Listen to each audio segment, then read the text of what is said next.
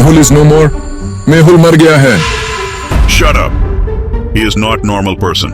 He is Detective Mehul. जब तक उसकी डेड बॉडी नहीं मिलती तब तक जंगल और नदी में सर्च करते रहो। माइकल अपने बंदों को हेलीकॉप्टर में लेकर रिवर और जंगल में सर्च करने लगता है।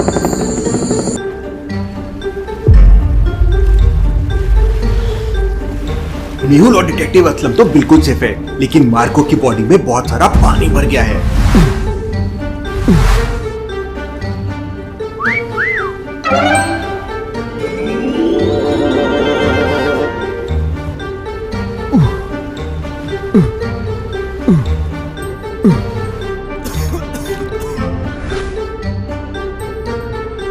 असलम, ये कौन सी जगह है? सर मुझे टापू के बारे में कुछ नहीं पता। Interesting, very very interesting.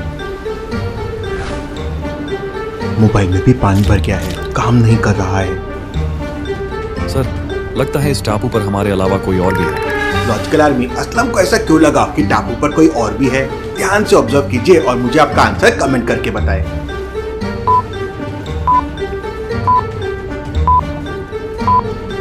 थोड़ी दूर पर देखिए, वहाँ पे धुआं दिखाई दे रहा है। इसका मतलब यहाँ पे कोई आग जला रहा है। मेहुल और असलम मार्को को एक कोकोनट ट्री से बांध देते हैं और उसी डायरेक्शन में जाने लगते हैं जहाँ से धुआं आ रहा है। डैड, मेहुल की बॉडी नहीं मिली। वो इतने आसानी से नहीं मरेगा। असलम, मुझे पीछे से कवर दो, हो सकता है वहाँ आदिवासी हो।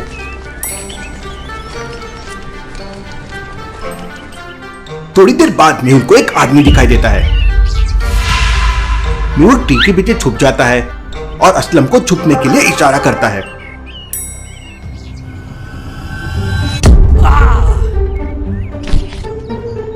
मेहुल ध्यान से देखता है तो वहां एक नहीं दो आदमी थे और वो लोग आग लगाकर फिश पका रहे थे। यहाँ दो नहीं तीन लोग हैं। लॉजिकल आर्मी, दिख तो दो ही लोग रहे हैं, तो मेहुल को ऐसा क्यों लगा कि यहाँ तीन लोग हैं? सोचिए सोचिए।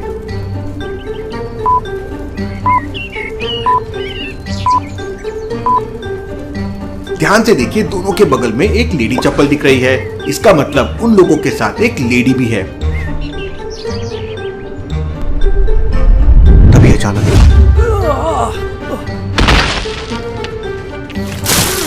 मेहुल को होश आ जाता है, लेकिन मेहुल का सर अभी भी घूम रहा था। सर बहुत भारी लग रहा है। मैं कहाँ हूँ? लगता है इसकी याददाश्त चली गई। कौन हो तुम लोग और कौन हूँ मैं, और मैं यहाँ कैसे आ गया? देखने में तो ये बहुत तगड़ा लग रहा है। इससे अच्छे से चेक करो, कहीं कोई जासूस तो नहीं। वो आदमी मेहुल की अच्छी तरह से तलाशी लेता है, लेकिन मेहुल के पास उसे कुछ नहीं मिलता। पकड़ पकड़ बम्बे पो 80 90 पूरे 100। बॉस, पक्का इसकी मेमोरी चली गई है और ये पागल हो गया है। तभी वहाँ पर वो फीमेल भी आ जाती है जिसने मेहुल के सर पे डंडा मारा था। ये अकेला नहीं था, इसके साथ दो लोग और भी थे। अरे सच सच बता, कौन है तू? साथी साथी मोटा हाथी। अरे ये तो सच में पागल हो गया है। इसे पानी में फेंक दो, मछलियां इसे खा लेगी। वो आदमी मेहुल को मारने के लिए वहां से ले जाने लगता है। वो मेहुल को एक टापू के किनारे पे लेके पहुंच जाता है। मरने के लिए तैयार हो जाओ।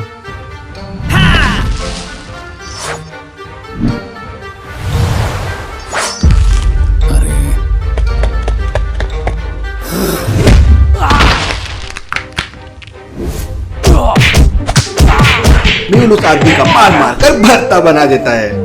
मुझे माफ कर दीजिए सर, मुझे मत मारिए। मैं तो बस पैसे के लिए ये सब करता हूँ। तुम्हारा नाम क्या है? सच बताओ, कौन हो तुम लोग और इस टापू पर क्या कर रहे हो? तब वो आदमी बताता है कि उसका नाम शेरा है और वो लोग खबरी का काम करते हैं। बांग्लादेश में स्मगलिंग करने के लिए फॉरेनर्स पानी के रास्ते से इसी टापू से होकर जाते हैं और वो लोग कभी कभी पुलिस से बचने के लिए कई कई दिनों तक इसी टापू पर छुपे रहते हैं।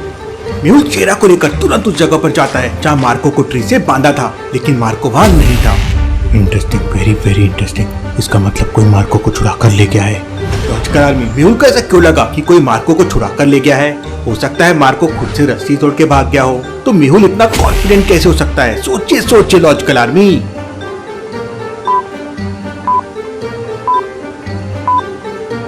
ध्यान से देखिए, रस्सी बिल्कुल स्लाइस में कटी हुई है। अगर मार्को अपनी पावर से रस्सी तोड़ता तो रस्सी स्लाइस में नहीं कटी होती, कुछ इस तरह से टूटी होती। मतलब किसी ने चाकू से रस्सी को कट किया है। फिर मेहुल असलम को ढूंढने की कोशिश करता है, लेकिन उसे असलम भी कहीं नहीं मिलता। असलम कोई मुसीबत में तो नहीं होगा? लेकिन सर, आपकी याददाश्त। वो बस एक नाटक था। चलो वापस उसी जगह चलते हैं जहाँ तुमने मुझे बांधा था। सर, वैसे हम आए कौन से रास्ते से थे? लॉजिकल आर्मी, अब आपको सामने दो रास्ते दिख रहे हैं। क्या आप बता सकते हैं कौन से रास्ते से मेहुल को शेरा लेके आया था, ए या बी? सोचे सोचे लॉजिकल आर्मी।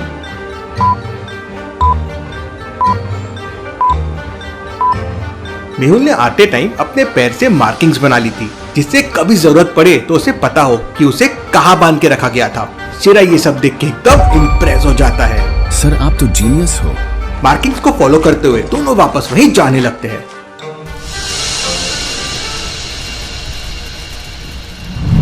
अरे यहाँ तो कोई भी नहीं है। तुम्हारे दोनों साथी कहाँ गए? सर, वो लोग पक्का नाका पीक पर गए होंगे। आज इस टापू पर एक जहाज आने वाला है और जब तक हम लोग उस जहाज को सिग्नल नहीं देंगे तब तक जहाज टापू पर नहीं आएगा। लेकिन असलम कहाँ गया? हो सकता है असलम भी वहीं गया हो। मेहुल शेरा को लेकर नाका पीक की तरफ निकल पड़ता है।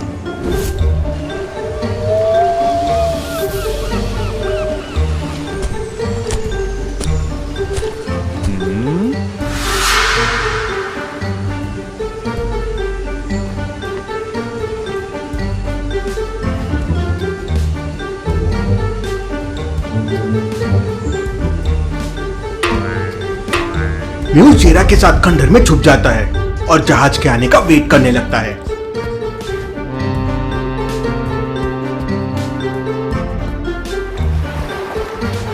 इम्पॉसिबल, ये कैसे हो सकता है? लॉजिकल आदमी, क्या आप बता सकते हैं मेहुल ने जहाज में ऐसा क्या देख लिया जिससे उसे बिलीव नहीं हुआ? सोचिए सोचिए।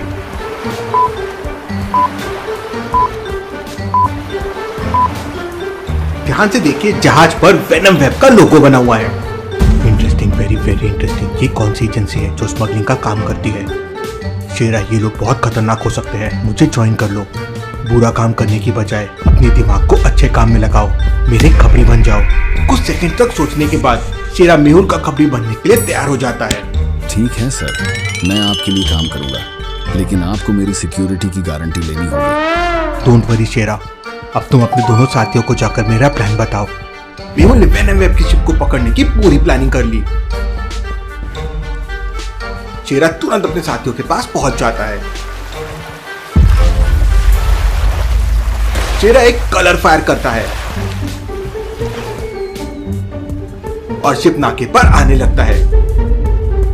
लेकिन अभी तक मेहुल को असलम और मार्को का पता नहीं चला था। कुछ तो गड़बड़ है, वरना असलम मुझे छोड़कर यहाँ से गायब नहीं हो सकता था। इतनी जल्दी शेरा पे भरोसा करना भी ठीक नहीं होगा। अगर उसने धोखा दिया तो मैं फंस सकता हूँ। मैं अपनी लोकेशन चेंज कर लेता हूँ। मेहुल ट्री के पीछे छुपते छुपते अपनी लोकेशन चेंज करने लगता है।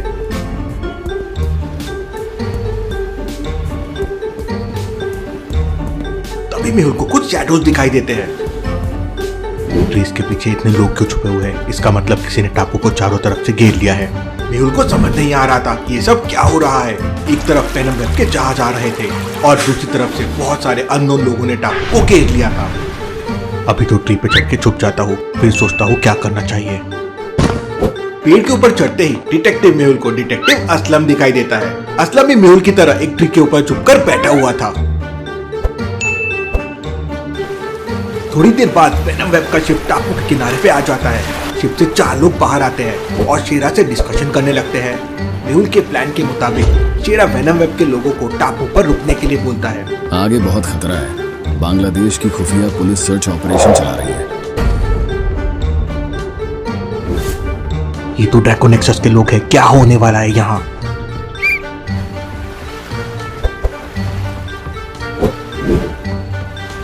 मेहुल सेफ जगह जाने का सिग्नल दे रहा है, यहाँ से तुरंत चलो।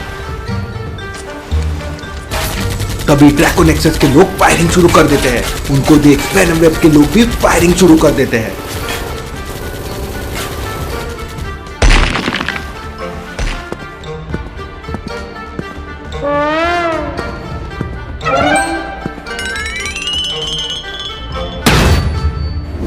जल्दी बता आरव कहाँ है? बता बता।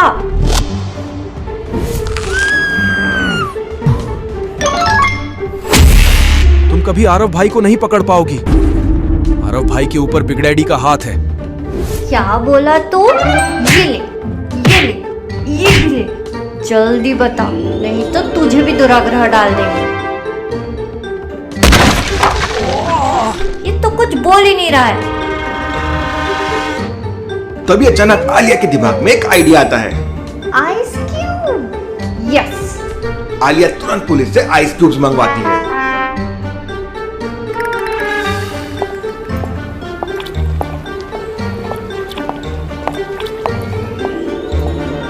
बच्चू, अब आएगा ना मजा।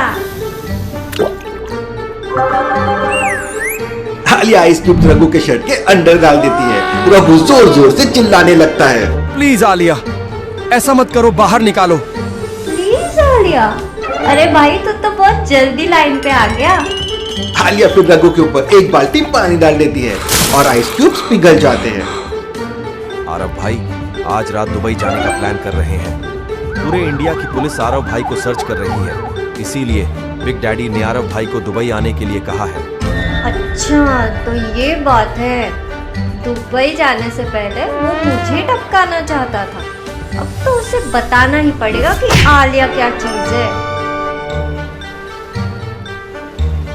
जल्दी जल्दी करो, 10 मिनट के अंदर जहाज यहाँ से निकल जाना चाहिए। आरव भाई सारा माल शिप के अंदर शिफ्ट हो गया है। गुड बाय कैप्टन, कल सुबह दुबई में मिलेंगे। ऐसा कैसे हो सकता है? इसका मतलब ये शिप दुबई नहीं बल्कि कहीं और ही जा रही है। लॉजिकल आर्मी, आलिया को ऐसा क्यों लगा कि ये शिप दुबई नहीं बल्कि कहीं और जा रही है? सोचिए सोचिए लॉजिकल आर्मी। शिप के रास्ते मुंबई से दुबई जाने के लिए 8 से 10 दिन लगते हैं। तो फिर ये जहाज अगली सुबह ही दुबई कैसे पहुंच सकता है? इसका मतलब आरव भाई और उसके लोग कोड लैंग्वेज में बात कर रहे हैं ताकि उनकी ओरिजिनल लोकेशन किसी को पता ना चले।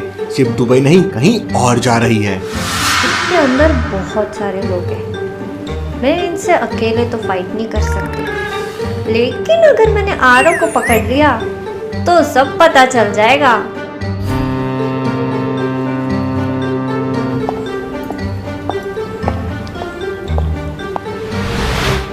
वहीं रुक जाओ, वरना मैं तुम्हें अब भी के अब भी टपका दूंगी। वेलकम आलिया, मुझे पता था तुम जरूर आओगी। बच्चू, अब जो मैं आ ही गई हूँ तो तुझे लेकर ही जाऊंगी।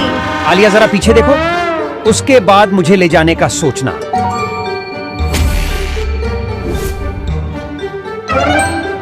आलिया, तू तो गई काम। आज आलिया को मारकर उसकी डेड बॉडी बिग डैडी के पास ले जाऊंगा। क्या? बिग डैडी जिंदा है? जय बजरंगबली, बचा ले आलिया की बली।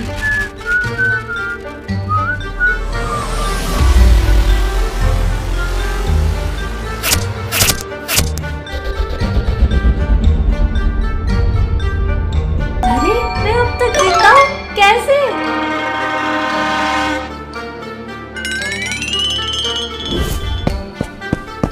अయ్यो, आप सब लोग यहाँ कैसे? हमें आदि ने बताया, तुम अकेले यहाँ आरव को पकड़ने पहुंच गई। हम तुम्हारी मदद करने पहुंच गए।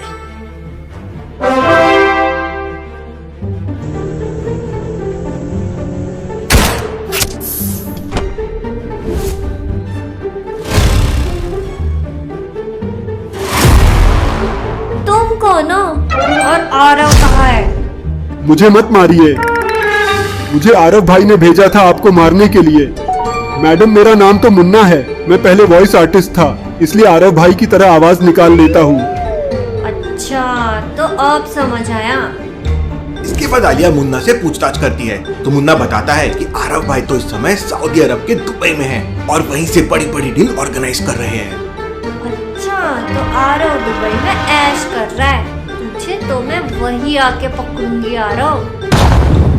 आलिया संभल कर, मुझे और एंडरसन को डिटेक्टिव सोसाइटी के एक सीक्रेट प्रोजेक्ट के लिए मुंबई में रहना होगा। कोई ना सर, मैं तो अकेले ही आरव से निपट लूंगी। मुन्ना को पुलिस के हवाले कर आलिया आदि के घर और टिम और एंडरसन डिटेक्टिव सोसाइटी के हेडक्वार्टर्स के लिए निकल जाते हैं।